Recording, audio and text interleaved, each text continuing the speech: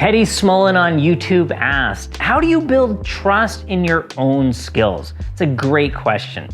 I mean, you're watching the videos, you're practicing all the things, but you're doubting your own skills. You're unsure if you're making the right choices, right? Well, you're not alone. Hi, my name is Dave, and I've been a professional motorcycle coach for 25 years. I taught state basic and experienced rider courses for over a decade. I'm currently a champion certified coach with Yamaha Champ School. I'm certified with USMCA, and I currently work with our local race organization with on-track instruction. So let's get into this. Look, I'm gonna start off with this secret that a lot of folks don't want you to know. The golden gems of this sport, the silver bullets that take your riding to the next level, are not subtle, obscure tricks that are being hidden from you. The thing that separates the best riders in the world from the mediocre ones, well, they're better and they're more confident because they're better at the fundamentals. I know that's not the most exciting thing you've ever heard, right?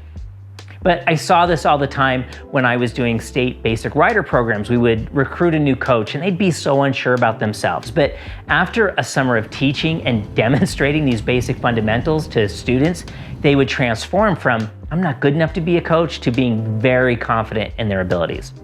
Now, on the flip side, do you remember when you were first starting out? Everything felt so overwhelming. There were all these things that you were trying to keep track of, trying to coordinate all your hands and feet. What worked better?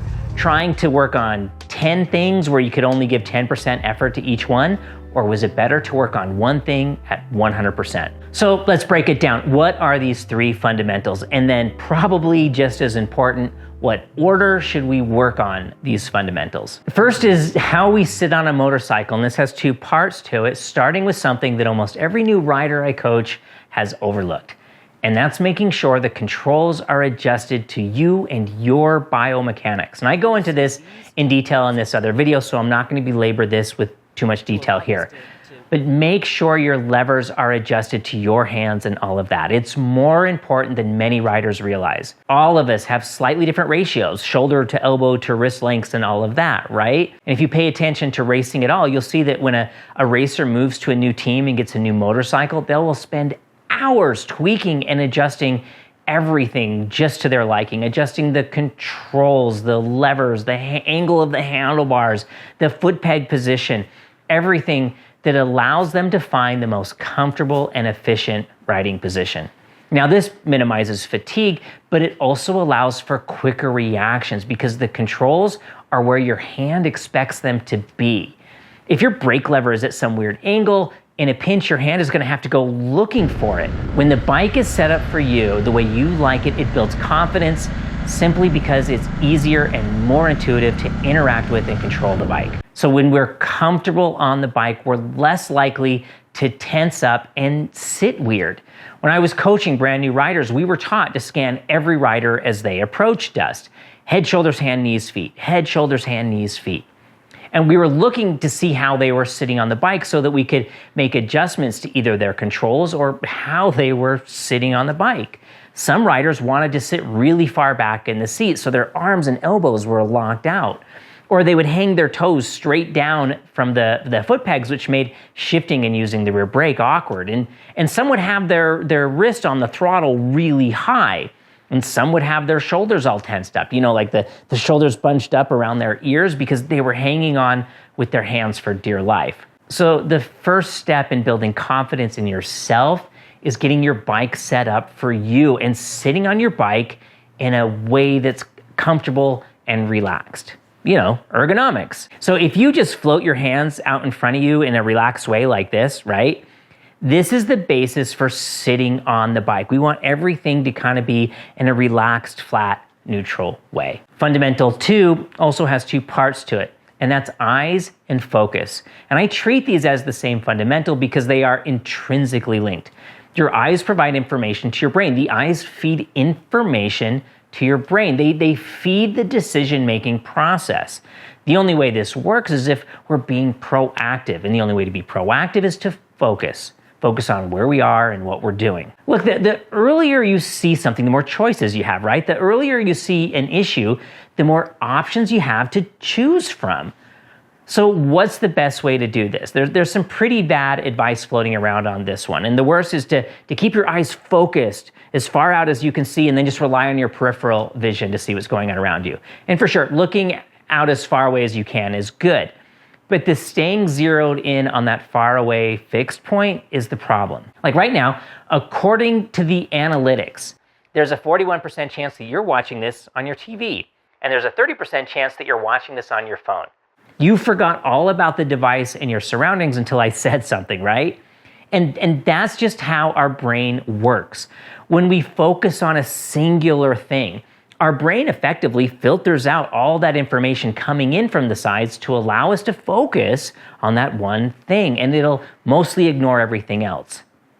So a more effective approach, which aligns with our cognitive functions, is to actively move our eyes. But the challenge is our eyes like to stay centered in their sockets. So to get really good at this, we need to do more than just swivel our eyeballs around in our sockets, but we need to actively move our head and point our face and our eyes at what we want to see. A few years ago, I took a camera and I pointed it right back into the face of super fast, super talented champ school instructor EZ and made him wear a clear visor. Now, if you've done a champ school, then you know this guy flies. He's faster than I'll ever be.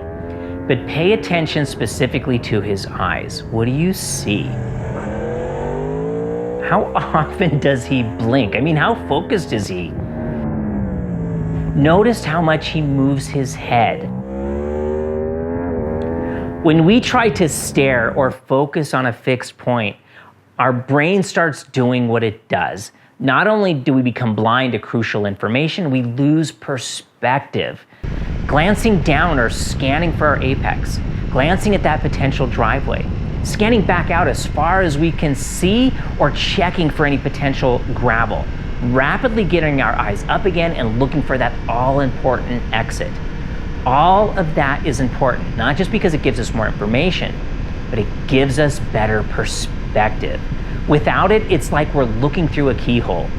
Open up your world. You'll even start to notice everything coming in through your peripheral vision because our eyes are scanning past it. But I'm going to warn you, this takes deliberate practice.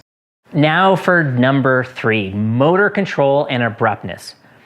A significant part of building confidence in our own ability is precisely how we interact with the bike. How we communicate is with our inputs. The motorcycle doesn't know or care anything about gender or age or size. Only your inputs matter. And the communication or interaction that matters most is the first and last 5% of how we use a control. The first and last 5% needs to be done in a linear, smooth, progressive manner to prepare the tires, the chassis, the suspension, the brakes, whatever, for what comes next. We need to be very mindful with how we go to the brake, ease off the brake, smooth roll on the throttle, being sensitive to that first and last 5%. When we do that, when we're disciplined with that soft touch for the first and last 5%, then we can really work the middle 90%. We build pressure on that front brake with a smooth controlled squeeze for that first 5%. Then you can really add pressure. Slow, intentional roll on with the throttle, and then we can start to add throttle with purpose. The first and last 5% sets the stage, and then that middle 90% of the control allows us to adjust to everything else. All right, so there we have it, 3 fundamentals. That's cool and all. But here's the part that makes it all come together, and that's the importance of consistency in these 3 fundamentals. Consistency is the key ingredient of this secret sauce. If we're consistent with our posture, our eyes, and our motor control, if good habits are so practiced that they become automatic, then that's where we start to see confidence blossom. Yes, it leaves more room in our brain to adapt and adjust to the infinite number of variables we face on every ride. That's not nothing. But I'd argue that's not nearly as important as the big benefit. When we are consistent with our fundamentals and then something feels different, we're gonna notice it, right? If every time you sit on the bike it's different, or how many fingers you use on the brake lever is different, sometimes you cover the brake and sometimes you don't, or how you engage the brake lever is a little bit different, or you're always wearing different shoes so the pedals always feel different, and then something feels different on the bike, you're never going to notice it. When the only thing that's consistent is everything is always different, That's when we miss subtle and even big clues, and that's when we lose confidence. We want the opposite of that, right? We want to be confident in our abilities that we've worked so hard to develop. So perform those fundamentals consistently, the same way every time, because you'll key in on those subtle changes in grip or tire wear, or the suspension feels weird or whatever else. And then we know we need to make an adjustment. And that, my friend, is the foundation of confidence. I hope you've enjoyed this video and I hope you've learned something. I really want to thank our channel members. I've never wanted to put any content behind a paywall, and you can help by clicking like and subscribe and sharing this video. And please consider becoming a channel member yourself. Thank you so much for watching. Ride on and ride well.